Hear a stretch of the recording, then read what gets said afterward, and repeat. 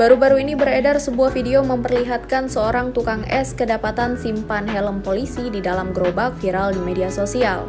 Video tersebut diunggah kembali oleh akun Instagram @dramaojol.id pada Senin 8 Agustus 2022.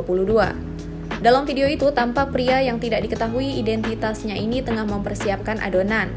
Penjual atau tukang es tersebut yang tampak mengenakan kaos berwarna abu-abu itu juga tampak hendak memecah es batu.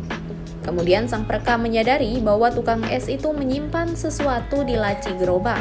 Dia kemudian melakukan zoom in pada helm berwarna putih biru dan tampak jelas bertuliskan polisi. Sontak, video viral tersebut langsung menuai berbagai komentar dari warganet. Sejumlah warganet kemudian mengaitkan video itu dengan agen Intel lantaran terdapat atribut polisi di gerobak. Sementara itu, tak sedikit yang turut memberikan komentar kocak dalam unggahan video viral itu. Terima kasih sudah nonton. Jangan lupa like, subscribe, dan share ya.